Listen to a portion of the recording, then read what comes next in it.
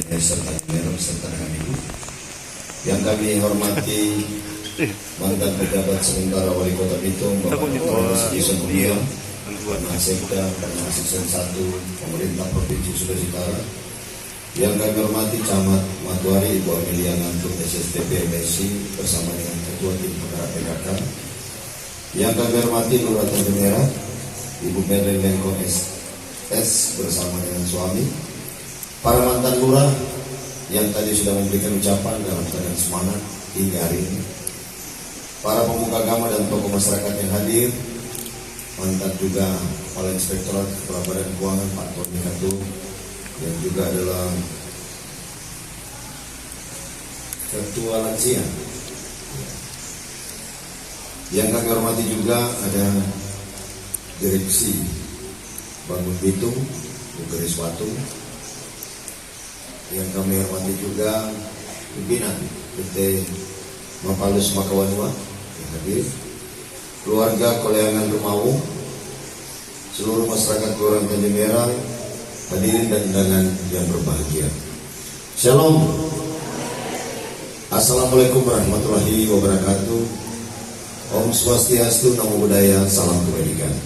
Puji syukur kepada Tuhan atas segala berkat anugerah sehingga kita semua bisa berada di tempat ini dalam keadaan sehat walafiat. Terpuji nama Tuhan untuk semua waktu kesempatan yang diberikan kepada kita semua. Juga tokoh-tokoh agama mewakili denominasi gereja lainnya yang hadir yang kami hormati dan kasihi. Hari ini tentu saja Kelurahan Tanjung Merah bersukacita karena bisa merayakan 196 tahun. Ini satu kelurahan yang tertua kan yang bikin acara untuk di Kota Bitung. Atau mana berapa ini? Ada yang ini hanya 196 Tanjung Merah. Sehingga ini dianggap kelurahan tertua yang ada di Kota Bitung. Dimulai dari desa sebenarnya kan. Dan karena itu satu penghargaan kami sebenarnya hadir di tempat ini dalam rangka untuk lebih menindaklanjuti eksistensi daripada keberadaan kelurahan ini. Karena ada banyak hal yang kemudian bersama-sama harus orang antisipasi ke depan sehubungan dengan perkembangan-perkembangan yang tentu akan meninggalkan nilai-nilai yang telah diwariskan oleh saudara-saudara atau orang-orang tua kita sebelumnya. Ada banyak nilai-nilai sejarah yang tentu nilai-nilai yang telah dibangun sebagai budaya di wilayah kita ini yang kemudian notabene itu mulai dilupakan. Karena itu kami pemerintah kota melakukan upaya-upaya untuk mengembalikan semua nilai-nilai kebudayaan itu dalam bentuk program-program kegiatan. Nah, program-program kegiatan ini dalam rangka untuk lebih mempertahankan menyangkut tentang nilai-nilai yang seperti Malendong, baku-baku Mapalus. Baru kemudian kalau di ASN DHL kami sering mengingatkan kembali kepada ASN, jika ada orang tua yang sakit wajib anak-anak melihat, bukan soal waktu, bukan soal duit yang akan kalian kirimkan, tapi soal waktu untuk berjumpa dengan orang tua. Jadi ASN sekarang sudah ada semacam mandatori, wajib mereka untuk pergi daerah, apalagi kalau sakit, apalagi kalau ulang tahun. Nggak tinggi mau dapat info dari papa telepon, Pak Wali nama tapi anaknya datang ulang tahun, lapor ini biar cuma satu minggu kasih skor. Dan ini cukup memang betul-betul kami buktikan kepada mereka agar mereka mau kemudian mengingat tentang keberadaan orang tua yang harus kita selalu ingat agar supaya kita bisa menemukan yang namanya kasih sayang. Bahasa bilang mau kus-kus untuk mendapat bahagia sayang-sayang kuku sayang. Supaya dan kuku sayang ini harus sidik-sidik hormat orang tua. Betul dong? Nah, supaya dapat Sabratul Wani dia bilang, si tahu timau tahu manusia hidup untuk menghidupkan orang lain. Orang sudah hidup karena orang tua orang. Orang hidup ketika orang tua menghidupkan orang, tapi itu tidak bisa menghidupkan orang tua yang hampir mendekati, hampir meninggalkan dunia ini. Apa yang mereka butuhkan bukan soal duit, tapi belayan kasih sayang dari anak-anak ini. Karena itulah kemudian mari sama-sama kita hormati setiap kegiatan yang kemudian kita tegaskan dalam rangka mempertahankan nilai-nilai luhur yang telah diwariskan kepada kita, legasi yang diberikan kepada kita, agar kemudian kita bisa hidup aman dan nyaman sampai kapanpun. karena cinta bisa mengalahkan segala-galanya. Kami pemerintah kota menyampaikan selalu kerja dengan cinta, jauhkan kebencian. Biar super beda warna, nggak apa-apa, karena cinta akan mengembalikan mereka ke jalan warna yang sesungguhnya. Ini maksudnya dalam pemahaman pengertian kita tidak boleh lepas segala sesuatu tentang pelayanan lurah kepada masyarakatnya untuk tidak dibeda-bedakan. Sampai dengan pemberian bantuan pun jangan dibeda-bedakan. Karena itu substansi yang selalu kami jaga, baik agar kemudian perhelatan demokratis yang tidak lama lagi jangan dipengaruhi dengan tekanan-tekanan. Tapi benar-benar menjaga marwah nilai-nilai demokrasi yang selalu bekerja dengan terbuka, jujur, adil kepada semua orang. Kami tidak main-main selalu mengingatkan di apel kepada ASN jangan terlibat dalam praktek-praktek politik. Tetapi kemudian mereka punya sikap politik, itu hak mereka. Sama dengan Pak Gubernur selalu mengingatkan gereja jangan berpolitik. Tapi kalau gereja punya sikap politik, itu lebih nama sikap politik. Kenapa? Karena kita tidak bisa hidup di negara kesatuan Republik Indonesia ini yang membuat hukum ketatanegaraan itu oleh orang politik. Karena yang kemudian membuat perilaku hidup kita ini seperti apa adanya hari ini, produk hukum dibuat oleh orang politik di DPR ini saja. Karena itu jangan sampai kita apolitik, tidak paham politik, sehingga kita lupa mengambil sikap politik. Sikap politik ini harus kita ambil untuk menegaskan keberadaan kita dalam partisipasi politik, agar kemudian partisipasi politik ini akan meningkatkan eksistensi kita sebagai warga negara. Karena itu kepada mereka yang wajib pilih, haruslah mengambil hak pilihnya dan kemudian tentukan sikapnya. Sikap politik ini adalah keputusan masing-masing pribadi. Tidak boleh ada unsur yang saling memaksakan. Melihat semua program yang kemudian disampaikan oleh Pak Pemerintah, tidak bisa lepas dari Pak Presiden kita, Bapak Joko Widodo, Bapak Gubernur, Bapak Wali Dodo KB, dan kemudian pemerintah di Kota Bitung dan seterusnya kecamatan dan kelurahan. Ini satu kesatuan yang tidak bisa dipisahkan.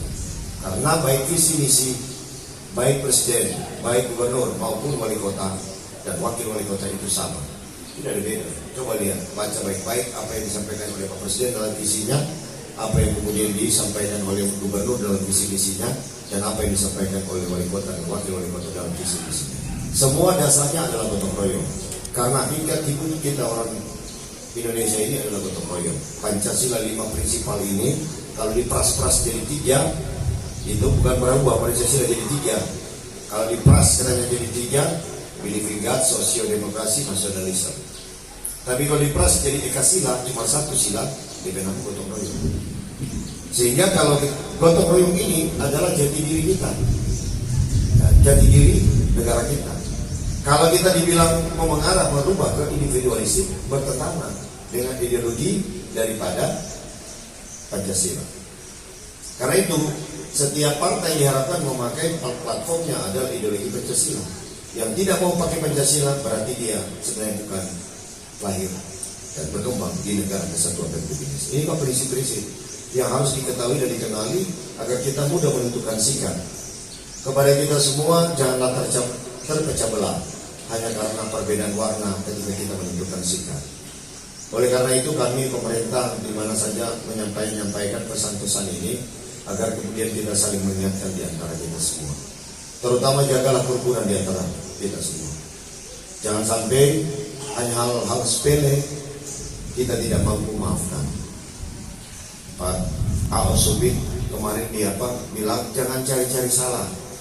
Karena kalau kalian cari-cari salah, maka akan ditemukan kesalahan itu sendiri. Sama seperti orang cari-cari sapi, yang pasti dia dapat sapi. Nah mungkin kan cari-cari sapi kalau dapat babi. Tapi kalau cari-cari salah, pasti dia akan temukan salah itu sendiri. Dan pada akhirnya kebencian yang mengalir daripada produk hasil kesalahan itu. Karena itu marilah kita cari-cari yang benar saja, yang baik-baik saja, agar kita menemukan kebaikan yang pada akhirnya kita akan hidup bersama bergandengan tangan, saling topang menopang dimanapun kita berada. Karena itulah kemudian yang ditegaskan oleh Bapak Pendeta dalam khotbahnya tentang perlunya kepada kita sekalian hidup bersama sebagaimana jemaat mula-mula mereka saling memberi, saling menolong. Ini yang memperpanjang sehingga 196 menjadi bagian daripada kelurahan Tanjung Merah ini. Kami percaya dengan style lurah yang saat ini pakai, apalagi tadi pakai kacamata hitam, memang betul cantik sekali dia. Kalau lurah cantik begini, kalau dia yang mampu kelola di kelurahan Tanjung Merah, ya toh, dukung akan Pak Lurah. Dengar akan apa yang dia bilang. Pemerintah itu, kalau tuan bilang dulu, pemerintah, Pak Ator, maksudnya ya Pak Ator. Karena ada beberapa orang yang tidak, kalau tidak ator, maka masyarakatnya bisa jadi diam. Makanya ada pemerintah. Pemerintah itu tugasnya mengatur. Kalau dia mengatur, substansinya agar apa? Baiklah yang kemudian dihasilkan, bukan kejelekan. Karena itu ketika dia mulai mengatur, menata tentang kehidupan orang Tanjung Merah ini, maka hasil positifnya hari ini bisa dilaksanakan kegiatan syukur 196. Kalau dia bator, baru gue terongkas tengah. Udah lurah juga, lurah pada pagaji. Nih, mau di luar dapat gaji, baru ini dapat keamanan, mau di dapat kesejahteraan, kita dapat keadilan. Nah ini tanggung jawab beda-beda ini yang diberikan kepada kita semua agar kemudian kita bisa hidup secara bersama-sama. Demikian yang dapat saya sampaikan. Sekali lagi selamat hari ulang tahun ke-196 kepada Kelurahan Tanjung Merah. Terima kasih kepada para tua-tua yang turut serta dalam berkesinambungannya kelurahan ini, dan terima kasih kepada mereka selalu yang menopang pemerintah untuk suksesnya perjalanan pemerintahan di saat ini. Kami berdua dengan Pak Hengki pasti akan melakukan yang namanya pengunduran diri sekitar bulan-bulan September. Karena 3 bulan sebelum pemilihan di bulan tahun depan 2024 harus mengundurkan diri dan pasti ada pelaksana tugas. Oleh karena itu waktu yang diberikan kepada kami hanya 3 tahun setengah sebagai wali kota. 3 tahun setengah ini kami upayakan kejar dan kebut agar kemudian terlihat terasa ada pembangunan di kota ini. Terasa ada kelihatan perubahan di kota ini. Karena kalau tidak ada perubahan, sia-sia kami dengan waktu 3 tahun setengah. 3 tahun setengah ini bukan sesuatu yang menurut kami cepat, tapi padat. Kalau semua rajin bekerja, menghasilkan sesuatu yang lebih baik. Kerja keras kami ini, walaupun hanya 3 tahun setengah, tapi boleh bagi-bagi daging. Biar baru 1 kilo, ya toh? Kepada umat muslim yang baru-baru, kami bagi-bagi daging sapi juga. Karena itu supaya rakyat tidak bisa bilang lagi begini, semua itu makan-makan duit rakyat. Padahal rakyat yang makan-makan daging. Dia sama-sama makan orang. Orang cuma dalam bentuk uang contohnya, tapi rakyat sudah makan daging juga. Makanya waktu ada yang bertanya, Pak, rakyat apa? Itu daging dan kalau duit yang dibeli, kita kasih. Jadi sama-sama makan ini dia. Jadi itu pada itu cuma DP bagus hidup, bukan DP serius. Supaya paling tidak sama-sama rasa tuh orang kan.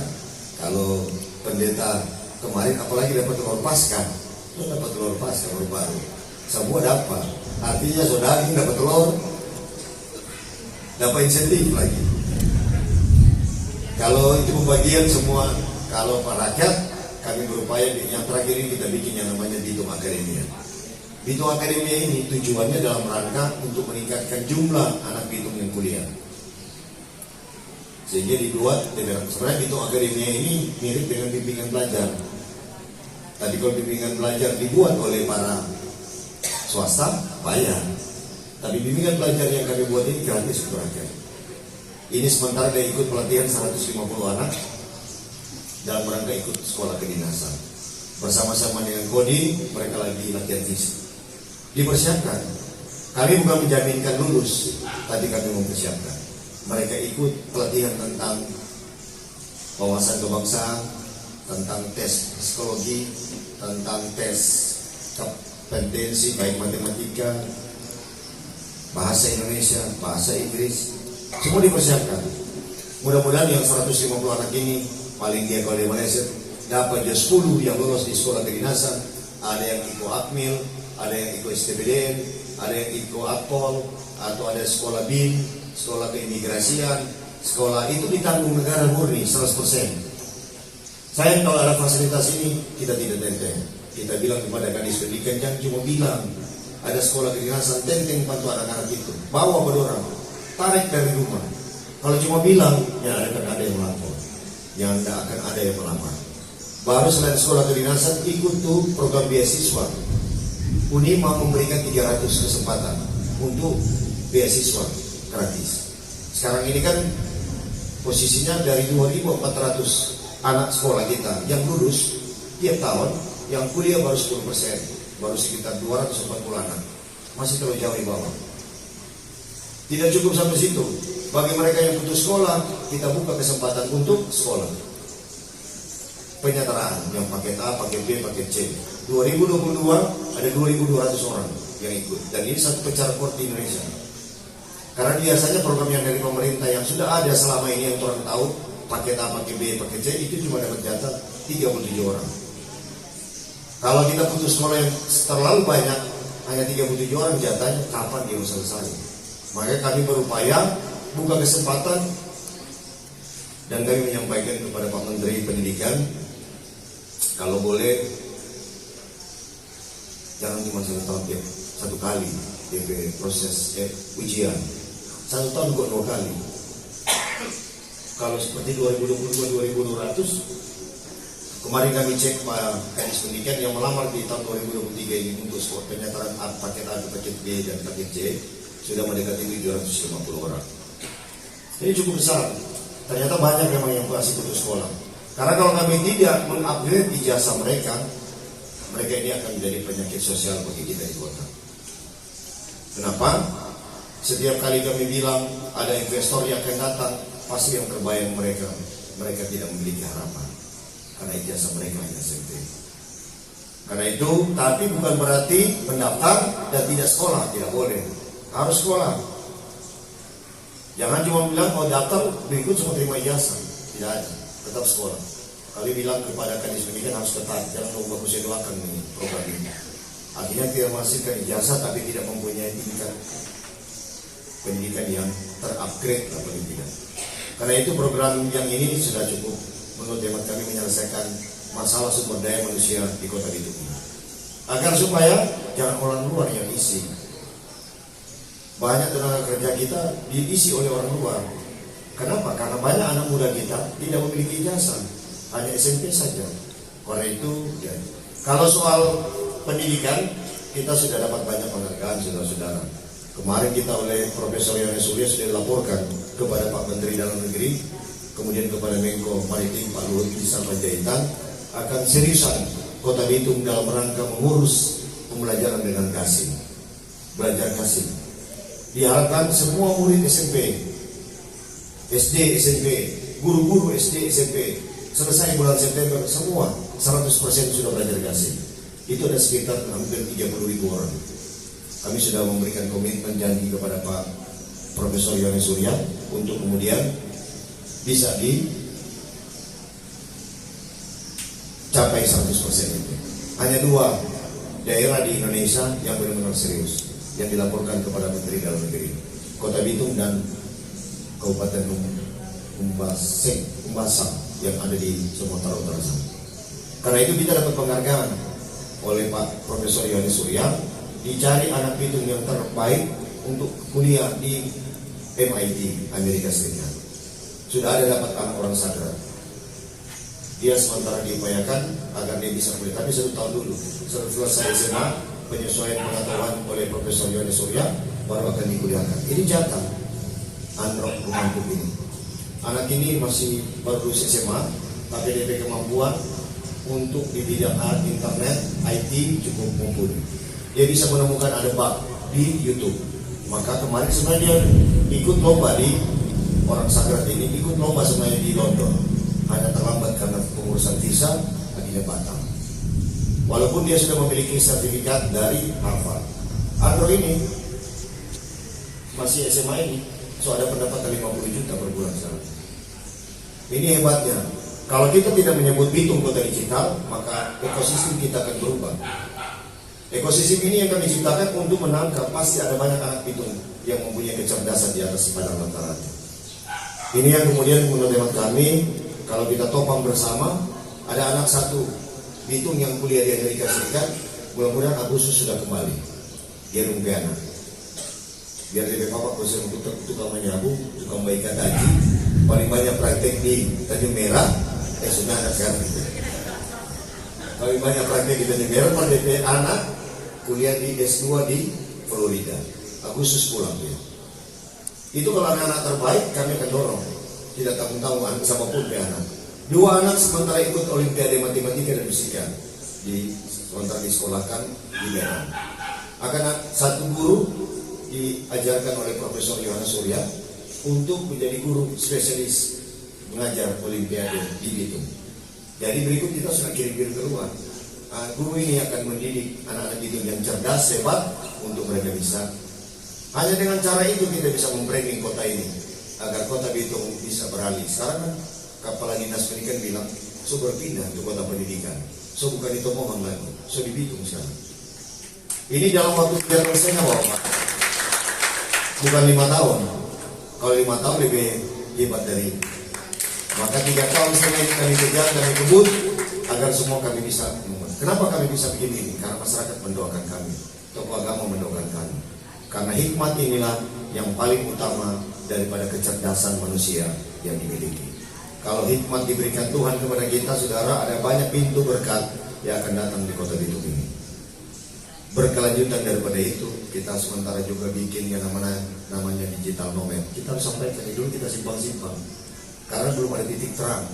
Digital nomad ini atau nomaden, digital nomaden ini adalah orang yang bekerja secara berpindah-pindah, dan mereka bekerja sambil bisa menikmati alam ciptaan.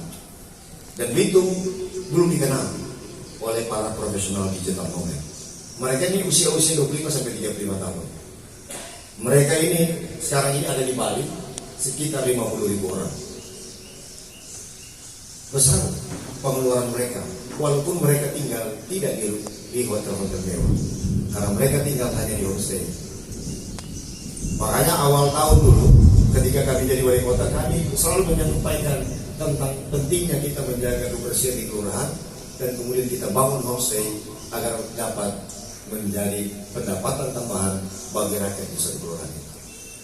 Dulu di Kasawari sana pendapatan mereka masih di bawah orang Kasawari. Sekarang pendapatan mereka meningkat orang Kasawari. Kenapa? Ada fasilitas objek wisata yang dibangun di sana karena kondisi alam mereka yang cukup bagus. Kami kemarin 1 hari melihat-lihat dan tanya kepada keluarga-keluarga di sana.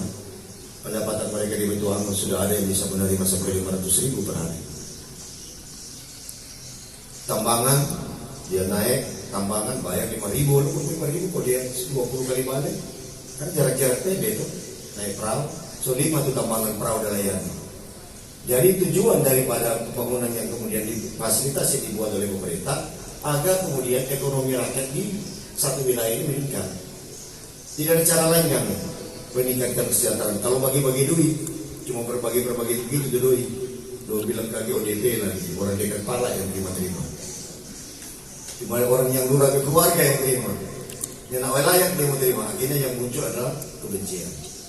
Karena itu kami tidak lagi ada program-program yang seperti itu, tapi lebih banyak kami program kegiatan, dampaknya rakyat yang rasakan.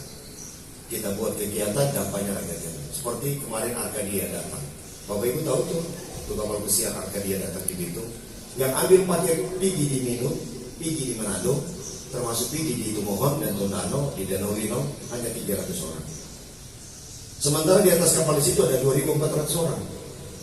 Artinya 2.100 orang hanya putar-putar di kota Bitung. Ada yang kemudian mendapatkan keuntungan 20 juta, ada yang balap berpak kita dapat untung cuma 1 hari setengah 10 juta Pak. Padahal itu kami pemerintah kota Bitung hanya buang 1 miliar. Kalau 1 miliar itu kami bagi-bagi di seputaran pelabuhan, pasti ribut. Ya kan? Arkadia 2.100 orang ini mengeluarkan 10 miliar mengalir di kota Bitung. Makanya kami sudah bilang ke Sekda, rayu lagi orang datang mulai di kota Bitung. Kami akan fasilitasi minum bir gratis di pelabuhan. 5 miliar itu mau dibuang, itu sekitar 5 miliar mau dibuang. Tapi kalau dia lepas belanja di rakyat sampai 10 miliar, tidak apa-apa, pas. Pun uang negara yang kita buang ini untuk menciptakan lokasi jadi lebih baik. Karena itulah kemudian kami selalu hanya minta doa-doa. Doakan kami agar kami tetap sehat. Kalau tidak sehat, maka kami pasti loyo, tidur-tiduran, dan pada akhirnya tidak bisa bekerja dengan efektif. Setiap hari jadwalnya padat Pak, sampai minimal 9 acara. Tapi kami tetap semangat. Sampai datang 7 Maret, dia hujan keras datang. Pas itu saya sambutan dengan betul. Saya boleh dengar. Kalau jangan sambutan, kalau jangan apa, cuma 5 menit supi. Demikian karena memang orang Tenggiti sudah tunggu ini. Orang Tenggiti semua tunggu, kita harus berpindah di sana untuk ibadah ke Obama. So begitu tuh jalan hidup, mau bilang menyasar, lelah, tak boleh. Yang pokok tak soleh di mantan-mantan lurah, doa senyum-senyum di hari tua. Doa tenang-tenang, mudah-mudahan ada kebijakan khusus untuk mantan-mantan lurah dari pemerintah kota, sehingga kalau tidak ada penghargaan sedikit untuk mereka yang telah berjasa. Saya sudah nanti pulang ini dari cara yang sedang, apa yang dapat diberikan para mantan-mantan lurah ibu tua di kota ini. Kami akan coba kumpulkan di kantor di kota, dan kita akan membuat kebijakan khusus kepada mantan-mantan yang kira-kira apa. Nah, doa senyuman ini kok luar biasa. Jangan dikategorikan seperti lansia pada umumnya. Mereka sudah lansia, lanjut usia. Ya kumpul kodorang mengenai bus di Manado dan datang satu kali di Manado putar-putar di mall lewat jalan tol. Nanti tuh untuk bus kan ada tahun ketiga. Lansia dan juga belum pernah dipilih. Sopir, oh saudara, baru pulang. Oh kamu kan? Iya, ada kan nggak boleh pilih 3 buah bus diberikan untuk lansia. Kalau lansia yang pakai, jangan bayar bensin, jangan kasih duit. Itu gratis. Sekarang ditata di RBD. Doi bensin, doi makan, dan doi gula-gula. Buat serobe semua. Itu lansia. Tapi kalau dari orang luar pakai itu bus, ini harus kita tahu ya, supaya nanti timbul fitnah dari luar. Bapak bilang kalau pakai bus gratis, khusus lansia. Kalau lansia memang ada kata yang beda. Tapi di luar dari lansia bayar. Bayar apa? Bukan bayarnya. Bayar doi bensin. 600.000 itu nominal kalau ke Kamurang. Bisa pakai, tapi ya bayar bensin, kasihkan tip Pak sopir. Itu Pak, cuma harus diceritakan supaya nanti timbul cerita. Bila kita gratis aja orang pemulu-mulu ini kuat sekali. Jadi makanya bilang camat-camat lurahnya kalau ada acara disampaikan. Programnya sudah jelas. Kalau lansia karena itu mobil lansia, kalau lansia gratis. Kalau mau pakai itu bus, ada 3 bus yang mungkin tiap hari 5 biji. 3 bulan 1 kali. Kok santai dulu bercerita berangkat ke lansia di kelurahan tersebut. Nah, kami beringat, kami sudah sampaikan di awal dulu, sepanjang kami memerintah, tidak boleh diizinkan pendirian yang namanya panti jompo. Ini berkaitan dengan tadi. Supaya anak-anak harus wajib mengurus orang tua. Jangan doang terbiasa panti jompo di servis bagus, akibatnya karena demi pekerjaan, paman dan papa pilih itu tinggal di panti jompo.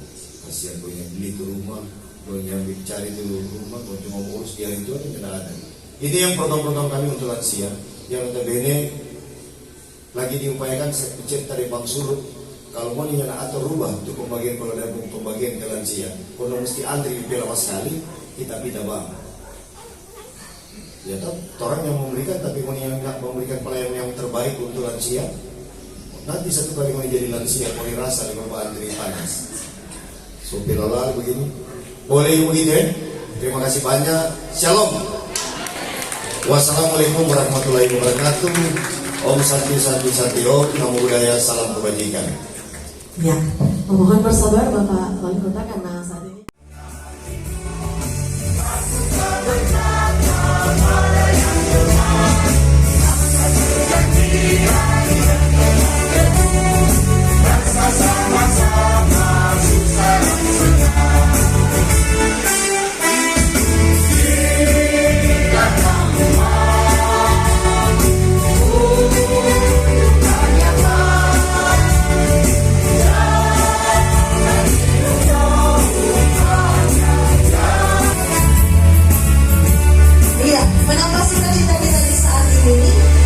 telah disediakan kue, di atasnya ada angka 100.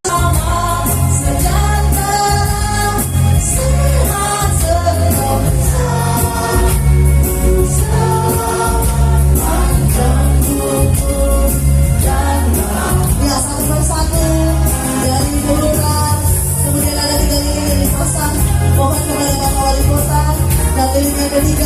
kepada Ibu Camat untuk membantu dalam pemasangan lilin. Selamat ulang tahun kami ucapkan. Lalu untuk kebahagiaan Kelurahan Tanjung Merah yang terus disertai Tuhan di sepanjang 196 tahun dalam perjalanan hidup. Perubahan generasi zaman terus berturut, namun hasil dari kecintaan kita terus terjaga dalam kehidupan tanah undang Kelurahan Tanjung Merah.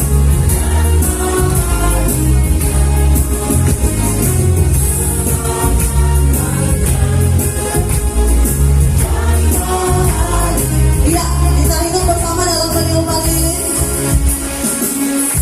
Ya. Kita hitung bersama 1, 2, 3.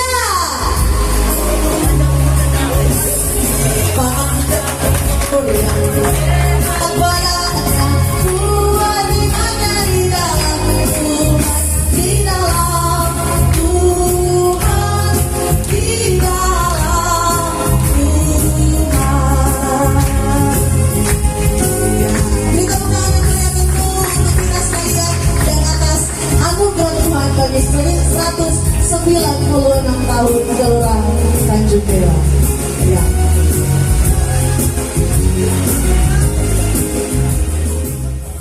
Leko SS bagi para mantan lurah, ucapkan banyak terima kasih atas dedikasi, atas perjuangan, atas semangat membangun tanah rendah yang terlalui bersama lewat periode-periode yang telah berlangsung. Terus semangat dalam menjalani kehidupan di masa tua. Kami juga selalu mendoakan agar supaya Kelurahan Tanjung Merah ini semakin maju di dalam perubahan ke arah yang sudah menyempatkan hadir bersama dalam perayaan puncak hari ulang tahun